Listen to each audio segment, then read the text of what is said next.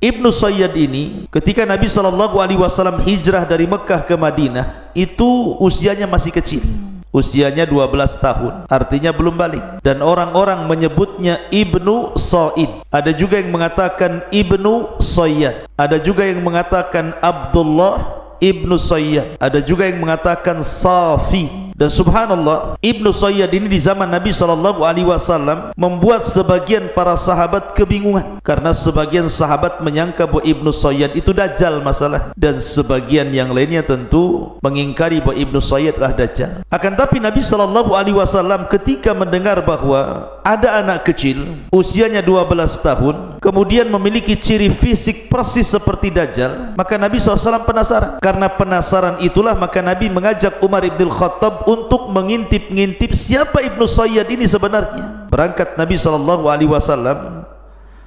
bersama sebagian para sahabat, salah satunya Umar ibn Khattab, menuju kampungnya Yahudi yang ada di perbatasan kota Madinah. Dan biasa orang-orang Yahudi itu kalau membuat kampung mesti di benteng mereka. Jadi Nabi SAW sampai menyelinap ke dalam benteng, kemudian masuk ke pohon-pohon supaya ingin melihat siapa Ibnu Sayyad ini. Lah ketika Nabi SAW kemudian sudah berjumpa dengan Ibnu Sayyad, anak kecil usia 12 tahun, Nabi SAW bertanya kepada Ibnu Sayyad itu, "Wahai Ibnu Sayyad, atashhadu anni Rasulullah, maukah kamu bersaksi bahwa saya adalah utusan Allah?"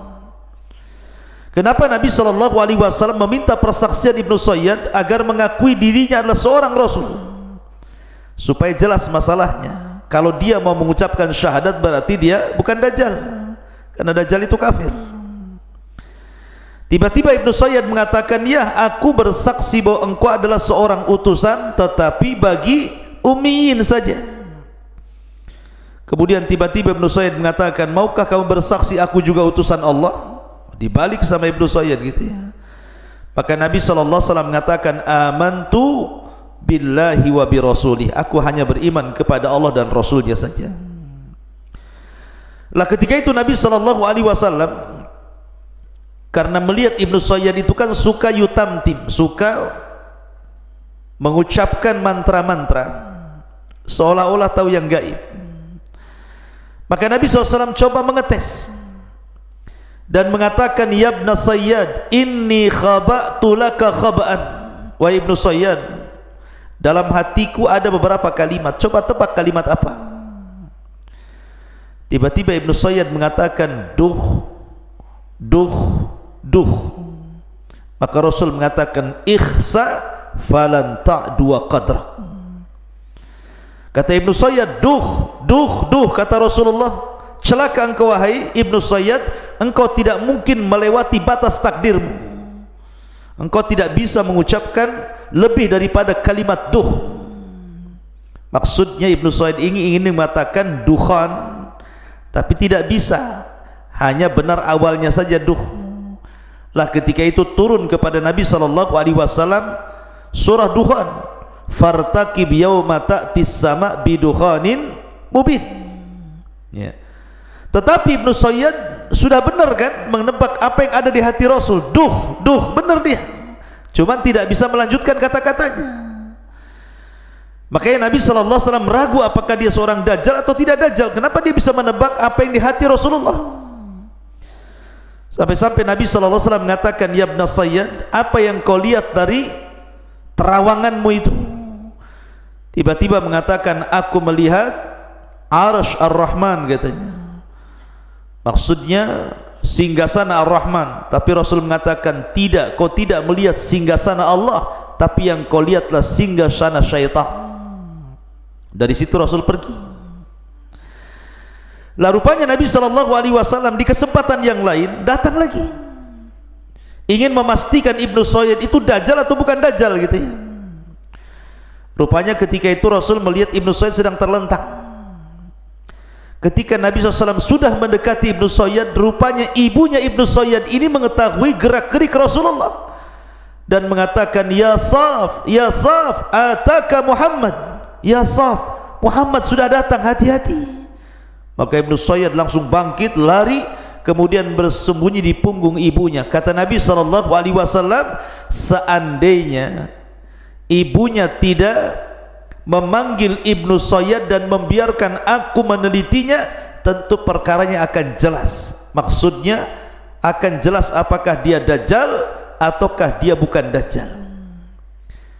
Maka ketika itu Umar bin Khattab radhiyallahu an sempat menawarkan diri untuk membunuh Ibnu Sayyad ini dan mengatakan, ya Rasulullah, da'ni adrib unuqah, wahai Rasul, izinkan aku kupenggal lehernya Ibnu Sayyad itu. Kata Nabi SAW, jangan wahai Umar, kalau seandainya dia seorang Dajjal, kau tidak akan sanggup membunuhnya. Tapi kalau dia bukan Dajjal, lalu apa hajatmu membunuh orang yang tidak bersalah? Biarkan saja. Tapi dari sini ma'asyiral muslimin yang dimuliakan Allah Azza wa Jalla, maka Nabi SAW terus di atas kebimbangan tentang siapa Ibnu Sayyad itu.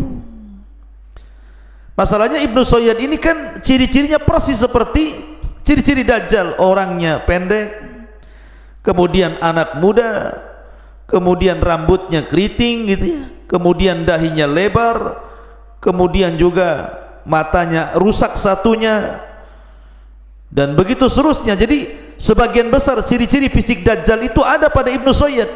Makanya kenapa Nabi SAW ragu-ragu apakah Ibnu Sayyad itu Dajjal atau bukan Dajjal. Sampai-sampai para sahabat Nabi SAW berselisih pendapat tentang Ibnu Sayyad ini. Di antaranya adalah Umar ibn Khattab radhiyallahu anhu, Abdullah ibn Umar putra Umar ibn Khattab, Jabir bin Abdullah radhiyallahu an, Abu Dzar Al-Ghifari, termasuk Hafsah. Ini sahabat-sahabat ini bersumpah bahwa Ibnu Sayyad adalah Dajjal. Bayangkan Umar bersumpah Ibnu Sayyad Dajjal, sementara Rasul tidak mengingkari sumpahnya Umar. Kemudian Abdullah bin Umar juga berpendapat bahwa Ibnu Sayyad Dajjal. Jabir bin Abdullah juga berpendapat bahwa Ibnu Sayyad adalah Dajjal. Kemudian Abu Dzar Al-Ghifari juga bersumpah bahwa Ibnu Sayyad adalah Dajjal, dan semuanya di masa Rasulullah, dan Rasul tidak mengingkari. Bahkan sebagian para ulama seperti Al-Imam Asy-Syaukani rahimahullahu taala juga mengatakan bahwa Ibnu Sayyad adalah Dajjal. Termasuk juga Ibnu Battal, termasuk juga Al-Qurtubi, termasuk zahir dari perkataan Imam Nawawi rahimahullahu taala bahwa Ibnu Sayyad adalah Dajjal. Bayangkan, banyak para sahabat dan para ulama salaf mengatakan bahwa Ibnu Sayyad adalah Dajjal yang sudah muncul di zaman Nabi SAW, kemudian menghilang dan akan muncul di akhir zaman. Tetapi ada juga yang mengatakan bahwa Ibnu Sayyad bukan Dajjal, seperti pendapatnya Imam Al-Baihaqi, kemudian Imam Ibnu Katsir dalam kitab Bidayah wa Nihayah, kemudian Imam As-Safarini, termasuk Ibnu Taimiyah rahimahullahu taala di dalam kitabnya Al-Farqu Baina Auliya'ir Rahman wa Auliya'ish Syaitan, termasuk juga Al-Hafidz Ibnu Hajar dalam kitabnya Fathul Bari mengatakan bahwa Ibnu Sayyad bukan Dajjal. Kenapa? Alasan kelompok yang kedua yang mengatakan Ibnu Sayyad bukan Dajjal itu, karena di masa Nabi SAW ada seorang sahabat namanya Tamim ibn Aus Ad-Dari. Tamim ibn Aus Ad-Dari ini dulunya seorang Nasrani,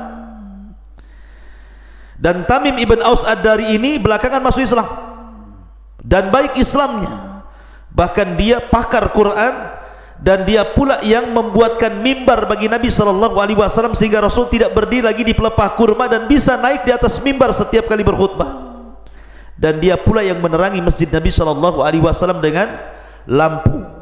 Itulah Tamim ibn Aus Ad-Dari ini. Lah Tamim ibn Aus Ad-Dari ini kan suatu ketika berlayar di masa dia masih Nasrani, belum masuk Islam, berlayar dengan 30 awak kapal. Rupanya ketika dia berlayar dengan 30 awak kapal itu, di tengah laut entah berantah laut mana, tiba-tiba datang ombak besar. Kemudian kapalnya dipermainkan ombak, dihanyutkan ke kanan ke kiri, akhirnya terhempas di sebuah daratan dan mereka pingsan karena gelombang yang sangat besar memain-mainkan kapal mereka sampai terhempas ke sebuah pulau. Ketika mereka sadar, Maka Tamim ibn Aus Ad-Dari ini turun bersama 30 awak kapalnya. Dilihatnya di depannya ada hutan belantara. Kemudian Tamim ibn Aus Ad-Dari pun dengan perasaan yang sangat takut, dan juga 30 awak kapalnya itu masuk ke dalam hutan itu. Belum lagi sampai ke dalam hutan, tiba-tiba dihadang oleh binatang yang berbulu, sampai saking lebat bulunya tidak jelas mana kubul mana dubur. Jadi penuh dengan bulu dari atas kepala sampai kaki. Nggak jelas mana duburnya, mana kubulnya, mana belakang, mana depan, karena isinya bulu semua masalahnya. Tiba-tiba kemudian dengan perasaan takut, Tamim ibn Aus Ad-Dari ini berkata, "Man anta, siapa kamu?" Tiba-tiba binatang ini bisa bicara dan mengatakan, "Ana jassasah."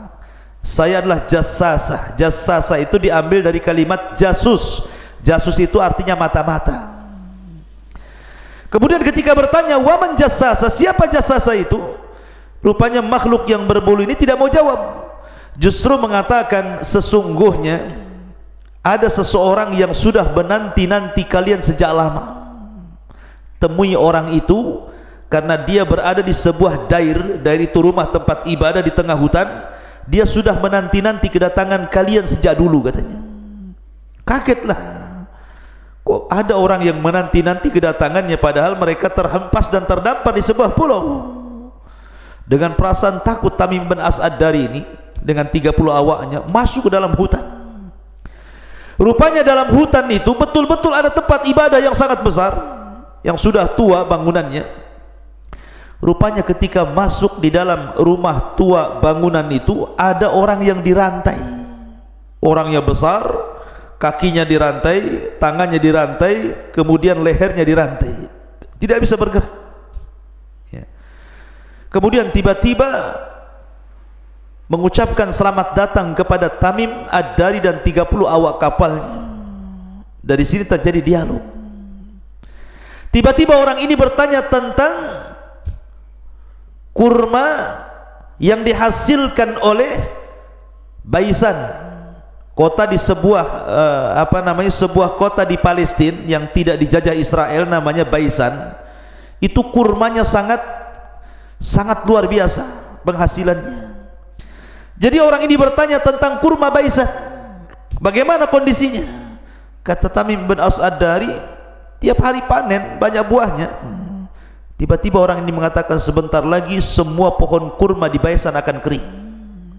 Kagetlah Tamim bin Aus Ad-Dari. Kemudian bertanya lagi tentang Ainuz Zughar, mata air Zughar. Terakhir bertanya tentang Buhaira Tabariyah, tentang air yang berada di Danau Tiberias itu. Maka semuanya akan kering. Akhirnya kata orang yang diikat ini, "Apakah kalian mendengar ada seorang nabi yang muncul kemudian diusir oleh kaumnya?" Kata Tamim, "Iya, saya dengar, dan dia ada di Madinah." Kata orang ini, "Ikuti orang itu, karena sesungguhnya dia di atas kebenaran." Kemudian bertanya macam-macam karena ketakutan. Tamim bin Aus Ad-Dari akhirnya meninggalkan orang yang diikat itu, kemudian berusaha untuk mencari jalan pulang. Lah setelah kemudian selamat dari tersesatnya Tamim bin Aus Ad-Dari ini dengan 30 awak kapal, kemudian belakangan akhirnya sampai di kota Madinah, kemudian belakangan akhirnya masuk Islam di zaman Nabi SAW. Kemudian menceritakan kisahnya. Kata Nabi SAW, "Tahukah engkau wahai Tamim, siapa yang kau temui di dalam pulau di rantai itu?" Maka Tamim bin Aus Ad-Dari mengatakan, "Tidak tahu." Kata Rasul, "Itulah Dajjal." Ya. Lah dari sini kata pendapat yang kedua mengatakan bahwa Ibnu Soyan itu bukan Dajjal, karena Dajjal itu sudah pernah ditemui oleh siapa? Oleh Tamim ibn Aus Ad-Dari, dan berada di sebuah pulau entah berantah. Makanya kelompok yang kedua mengatakan bahwa Ibnu Soyan itu bukan Dajjal, karena Dajjal itu orang yang ditemui, yang dirantai oleh Tamim Ad-Dari dan 30 awak kapalnya. Makanya kemudian pendapat yang kedua mengatakan Ibnu Soyan bukan Dajjal, seperti Imam Baihaqi, Ibnu Katsir, kemudian Al-Barzanji, kemudian As-Safarini, kemudian Ibnu Taimiyah, Ibnu Hajar, dan yang lainnya mengatakan bahwa Ibnu Soyan bukan bukan Dajjal. Masalahnya begini ikhwan, ada kisah menarik. Pertama, kisah Ibnu Umar radhiyallahu an bersama Ibnu Sayyad.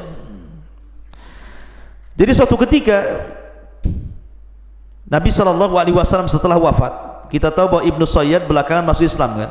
Jadi Rasul wafat, Ibnu Sayyad masuk Islam. Makanya Ibnu Sayyad bukan sahabat Nabi. Kalau disebut sahabat Nabi, dia masuk Islam di zaman Nabi hidup. Tetapi karena dia masuk Islam walaupun di zaman Nabi dia hidup, tetapi justru dia masuk Islam justru setelah Rasulullah meninggal, berarti disebut muhadram namanya, atau disebut kibar at-tabi'in.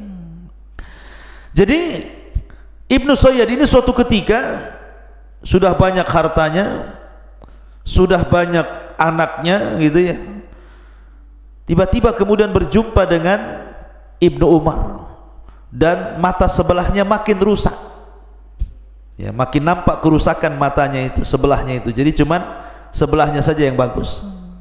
Berjumpa dengan Ibnu Umar, tiba-tiba kemudian Ibnu Umar mengatakan, sejak kapan amaita ainaika ya Ibnu Sayyad, sejak kapan kau buta sebelah wahai Ibnu Sayyad itu? Kata Ibnu Sayyad, la adri, saya tidak tahu. Saya tidak tahu sejak kapan mataku buta sebelah ini.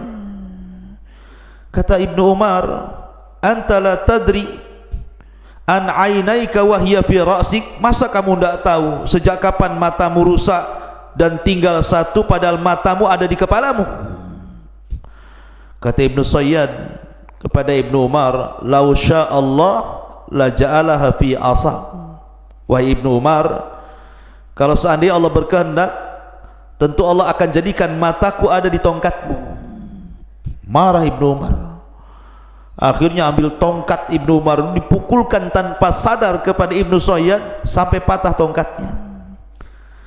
Setelah itu Ibnu Sayyad tiba-tiba berteriak, Ibnu Umar ketakutan. Karena Ibnu Umar ini salah satu orang yang bersumpah bahwa Ibnu Sayyad itu Dajjal masalahnya. Ketakutan dia, lari, kemudian datang ke rumah Hafsah, kemudian menceritakan bahwa dia sudah memukul Ibnu Sayyad. Kata Hafsah, ma aradta ya Ibnu Umar, kenapa kau lakukan wahai Ibnu Umar? Bukankah Nabi SAW bersabda, innama yakhruju min ghadbatin yaghdibuha, ingat bahwa Dajjal itu tidak akan muncul kecuali karena sebuah kemarahan yang disulut. Engkau sudah menyulut kemarahannya. Dari situ maka Ibnu Umar ketakutan tuh, karena dia membuat Ibnu Sayyad marah gara-gara dipukul dengan tongkatnya itu. Kemudian kisah yang kedua, kisah Abu Sa'id Al-Khudri.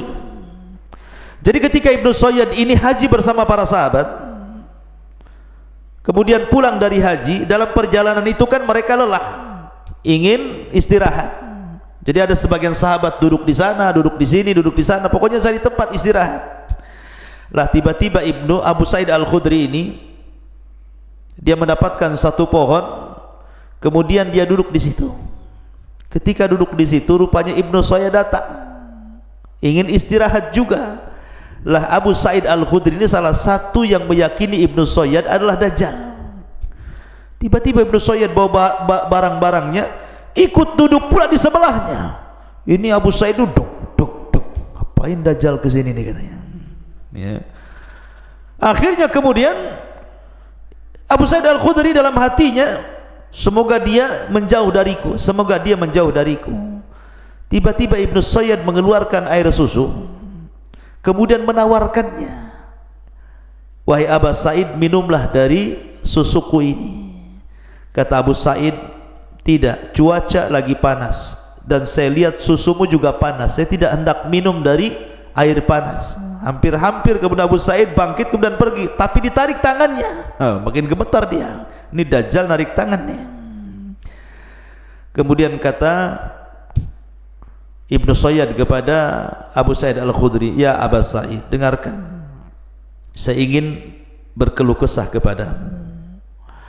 Ya Abu Sa'id, laqad hamamtu an akhudha hablan fa'u'alliqahu bi syajaratin thumma akhtaniku mimma yaqulu linnas. Wahai Abu Sa'id, rasanya aku ingin gantung diri, ambil tambang ku letakkan di atas pohon, kemudian leherku ku ikat, kemudian ku gantung diri di situ, karena manusia menuduh aku dajjal. Ya Aba Sa'id, bukankah engkau termasuk sahabat pilihan Rasul? Bukankah Rasul sallallahu alaihi wasallam mengatakan dajjal itu kafir wahai Aba Sa'id, sementara saya muslim? Masa saya dajjal?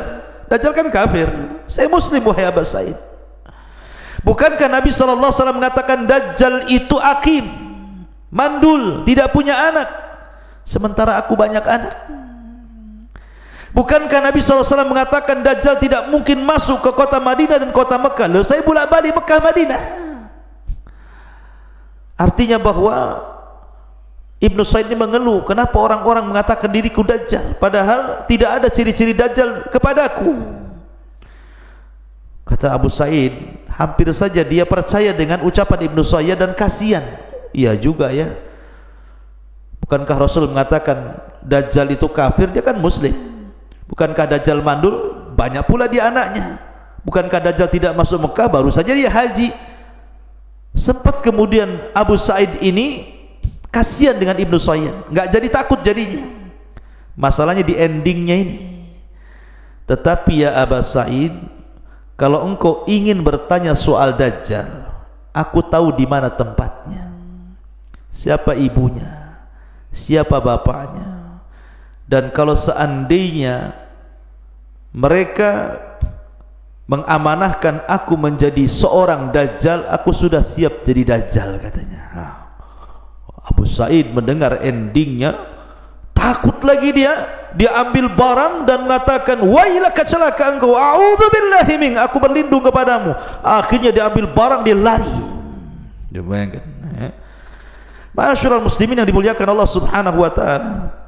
Lah, Ibnu Sayyad ini ikhwatu fillah muliakan Allah Azza wa Jalla, termasuk hidup lama karena dia hidup sampai zaman Hajjaj ibn Yusuf Ats-Tsaqafi, di zaman Abdul Malik ibn Marwan.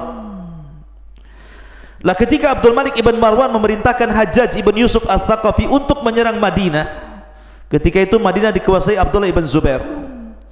Lah Ibnu Sayyad ini ikut pasukan Abdullah ibn Zubair. Kemudian kan terjadi perang tuh antara kubu Hajjaj dengan kubu Abdullah ibn Zubair, sampai belakangan Abdullah ibn Zubair meninggal di tangan Hajjaj ibn Yusuf. Lah ketika usai peperangan dan dimenangkan oleh pasukan Hajjaj ibn Yusuf, masalahnya Ibnu Sayyad ini tidak diketahui kalau dia meninggal tentu ada jasadnya, kalau dia hidup tentu dia hidup di kota Madinah.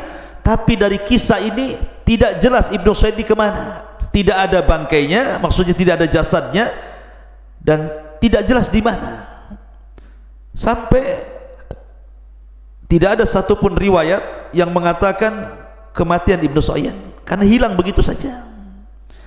Lah karena hilang itulah menjadikan sebuah prediksi apakah Ibnu Sayyad kemudian hilang, bersembunyi di sebuah tempat, kemudian akan keluar di akhir zaman sebagai dajjal, ataukah memang Ibnu Sayyad itu sudah meninggal dan dajjal adalah orang lain yang akan dimunculkan Allah Subhanahu wa taala dan bukan Ibnu Sayyad. Karena masalahnya Ibnu Sayyad hilang, tidak jelas gitu ya ketika perang Harrah itu, sehingga memunculkan banyak prediksi apakah Ibnu Sayyad dajjal ataukah bukan dajjal. Tetapi wallahu alam, saya pribadi berpendapat bahwa Ibnu Sayyad bukan dajjal. Tetapi mungkin dia sebagaimana dikatakan oleh Al-Hafidz Ibnu Hajar rahimahullahu taala, dia adalah syaitan, ataupun dia dajjal dari dajjal kecil, bukan dajjal besar. Karena dajjal besar itu akan muncul di akhir zaman, yang ciri-cirinya sudah dijelaskan Nabi SAW. Tidak ada satupun Nabi kecuali mengingatkan umatnya untuk berhati-hati dari fitnah dajjal, termasuk Nabi sallallahu alaihi wa ala alihi wasallam. Inilah kisah daripada Ibnu Sayyad ataupun As-Saff